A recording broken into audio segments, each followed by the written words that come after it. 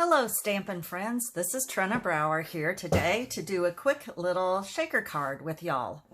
To start off with, we're going to be not quite using a stamp set in the new annual catalog, but we're going to be using one close to it.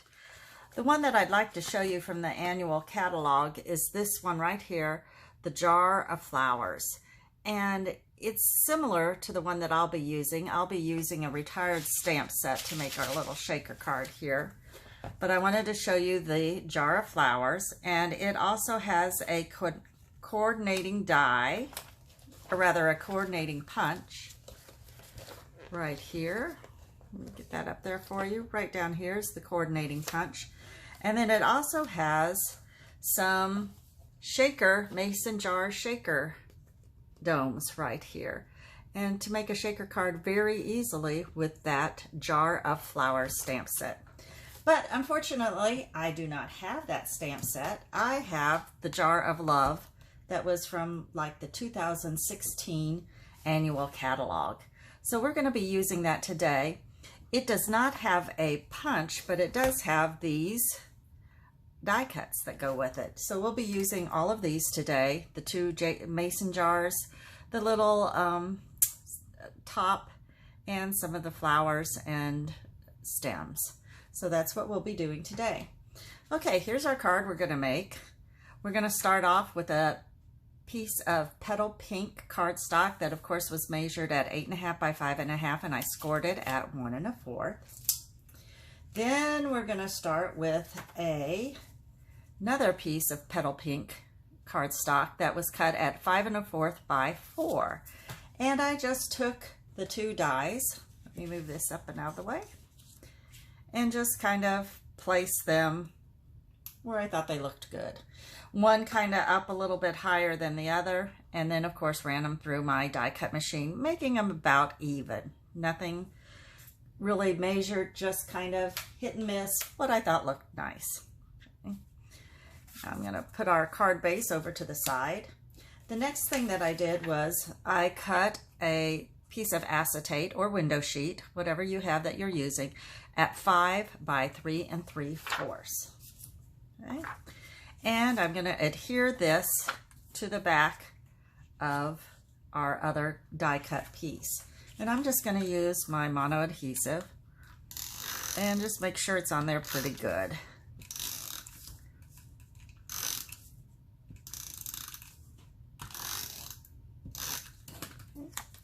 Of course, this is the fun part, being that I can barely see the acetate. I want to try and get it on there fairly even. I think that's pretty good. Okay. There we go. Okay, now we're going to get ready to do some more with our shaker card. First of all, I'm going to pull out our, I believe these are called our, let me see, what do we call these? Our foam adhesive strips. I'm Stampin' Up. I'm going to take one of them. We're going to make our shaker card here.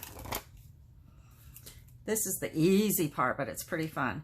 I'm just going to take my strips here and just kind of wind them around my cutout piece on the side that has my acetate, of course. I'm going to move that around this way, and then up here. And then I want to make sure that when I get to this end here that I've got it good and tight where nothing can escape there. And I'm going to cut off a little bit this piece. Give it all a good press. Make sure I've got it on there good. This leftover piece right here, I'm going to stick this right up here because I'm going to need a little extra cushion whenever I go to place this on my card, because I don't want it to be flopping down here. I want it to hold that same dimension all the way through the card. Okay, I don't think you need to see me do the other side, so through the miracle of video, I've already placed my foam strips in the various places for this card. Okay. Move this up of the way. Now it's time for me to take my base and also my Stampin' Buddy. I'm going to take my Stampin' Buddy and I'm just going to make sure that I go in here so I don't have the static electricity on my window sheet. And that'll help for our good shaker parts to move freely. So I want to get that on there, do that, especially out here in Arizona where it's so dry. Okay. Now, the fun part. I have just a boatload of this type of stuff. And so I've combined all sorts of little odds and ends for what I want to be in my shaker card. Now, mind you, this is where I have a problem because I never know how much I should put in, how little I should put in. And I'm just going to kind of try and guess where it's going to be about on my card. And I'm just going to take a little handful and kind of put them up there. And once again, I wish I knew. Usually I end up putting stuff in there and then taking half of it out and then putting more in because I can never figure out, did I get enough? Did I get too much? So as you can see, nothing's changed. I still have no idea if I've got too much, too little, whatever. I'm trying to get some of these cute little beads in here if I can get them. They're really cute little beads. So it's just kind of a combination of all these little things that I have. Okay, I'm hoping that's going to be good. I don't know, throw a few more on there. Let's see what happens. I wish I could get some of those little beads out because I really like them.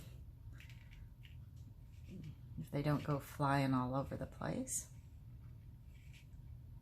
Okay. Let's see if I can get them kind of close.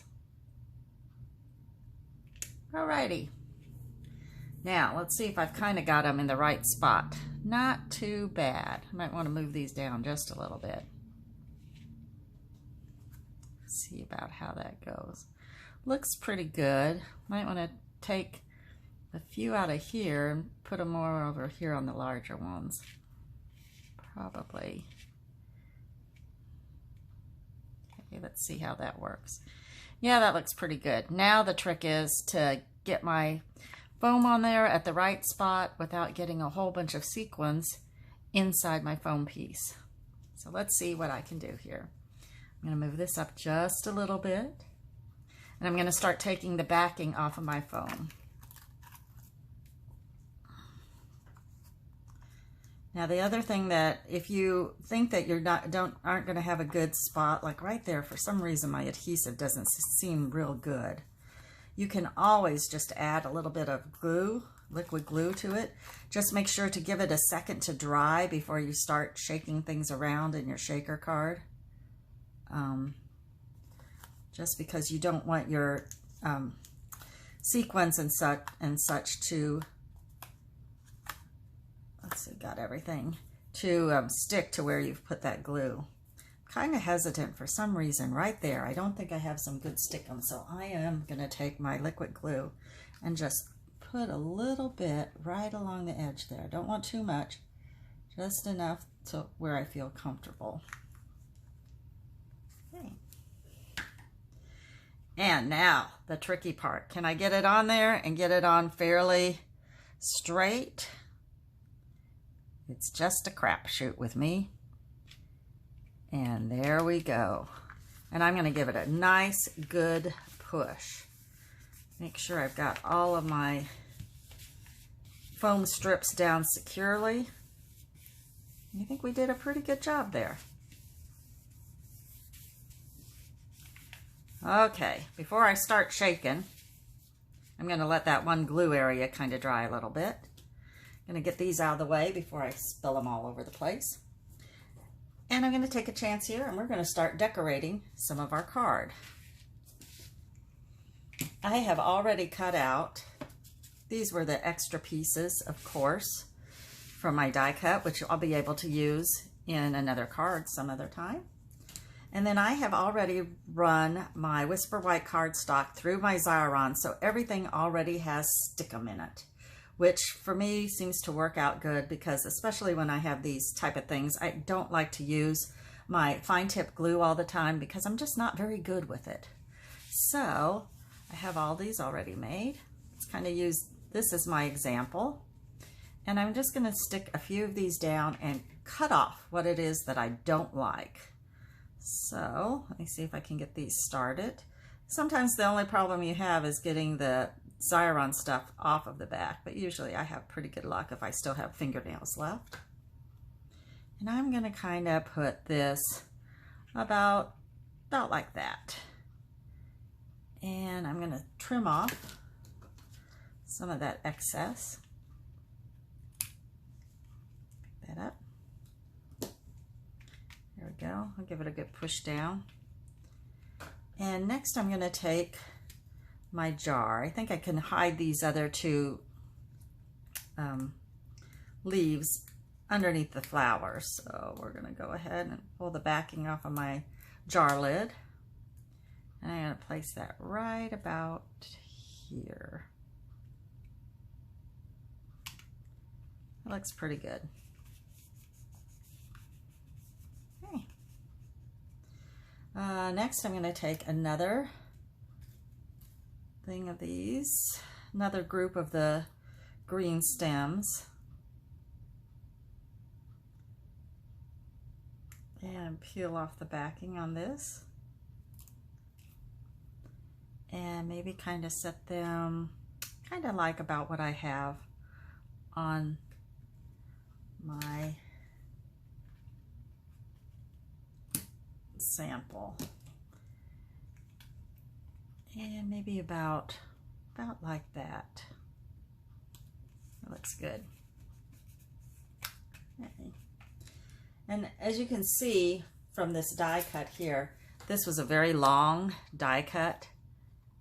But I only needed to cut part of it. Some of them I left long, others I just cut off right about in here. But I loved using it. Okay. So I've got these kind of down. I'll give them all a good push in a bit. Kind of got off on my little thing there. Might have to hide that a little bit. So let's build some flowers around there. Let's start with one of these yellow ones. Kind of going to use the same technique I used with my sample. And get my backing off. And I'm going to put this one right about in there.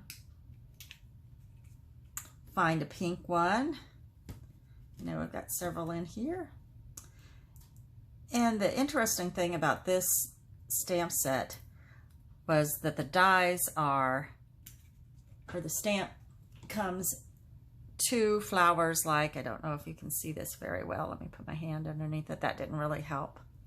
Maybe if I sit it in here, it's hard just to see. But anyway, it's two flowers together, and so the die fits it perfectly then. So that when you cut them out, it's easier when you get your die on there like that. I really enjoyed having that the way the stamp set was set up. Okay, let me find a purple one. And once again, to do these, I kind of stamped off first. And then with the other little flower to make the second step of this two-step stamping, I then did it full ink instead of stamping off. So let me get another purple one and we'll see if we can get that going.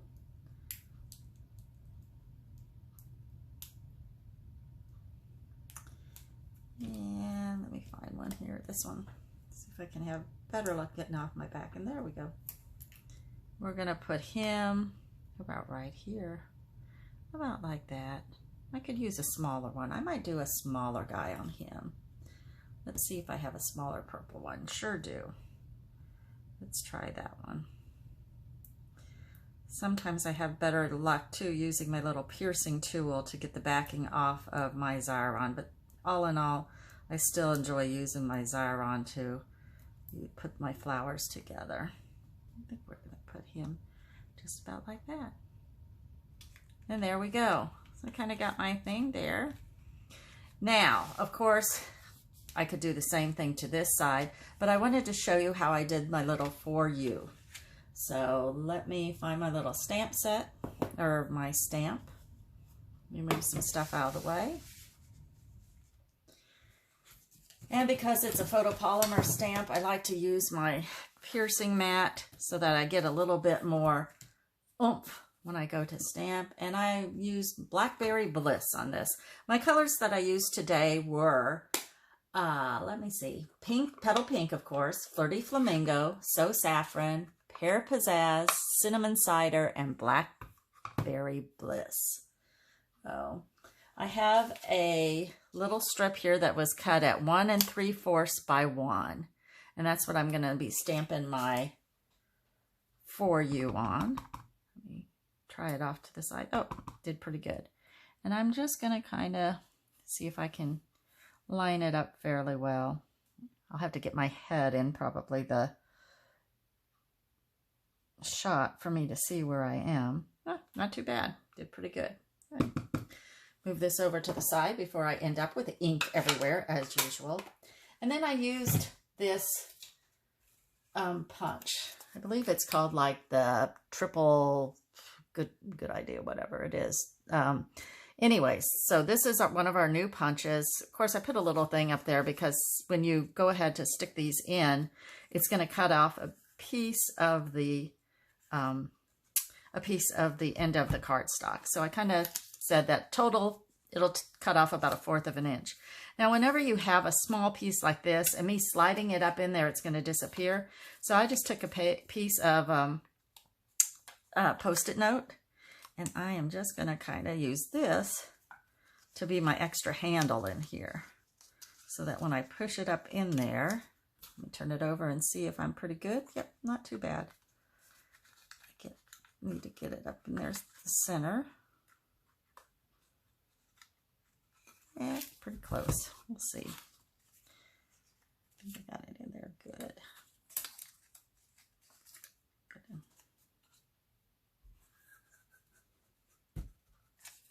There we go. Oh, it's just sticking there good this time. I'm going to tear some of this off so I'm not fighting it. There we go. Oh, now I don't have any stickum left on it, of course. Let's see if this will help.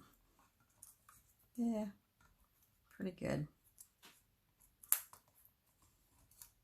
Let me try again. It's going to be one of those days, guys. Let me find another. This one's still got some stickum on it. Here we go. Now I should be able to get it up and in there. Let me turn it over on the back, make sure we're fairly straight. I don't know if you can see that very well. When you're using a smaller piece like this, sometimes it gets a little tricky, but I still like using it. There we go. That's pretty gosh darn close right there. I'm going to go ahead and cut that. And I'm going to do the same for this side.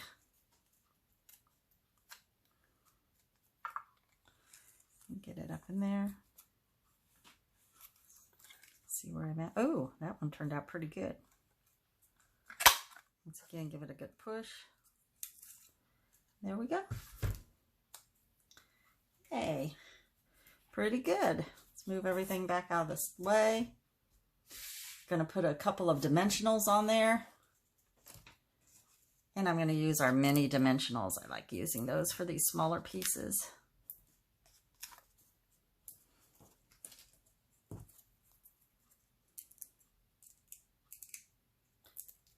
And here we go.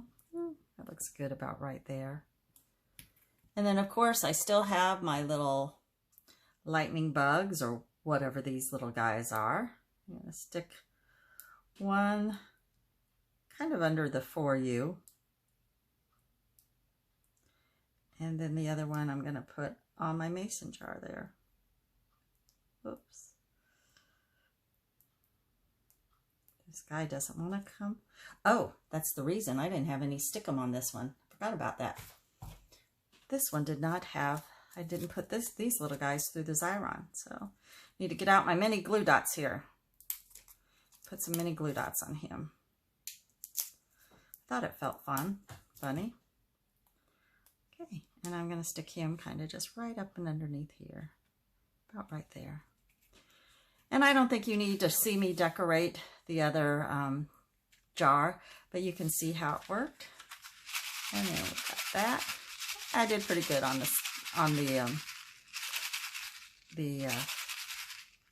sequins and such. And then, of course, I needed to always do a little something for the inside of the card. So I just took another piece of Whisper White cardstock, stamped it in petal pink with another image that came from that same jar of love stamp set, and that'll be the inside of my card, and then we're ready to go. So let me show you again. Here's our shaker card. It was fun, it was easy, and I had fun doing one because I hadn't done one in such a long time. It's one of those things that you know you can do, but you just never get around to it. So if you'd like to see any of my other videos, and my blog, all of them will be on, of course, my blog, Trina Brower at wordpress.com. And you can reach me at Trina's Thinking Inkin, and of course, trinabrower@gmail.com. Thanks for watching. Have fun making your own little shaker card. Bye-bye.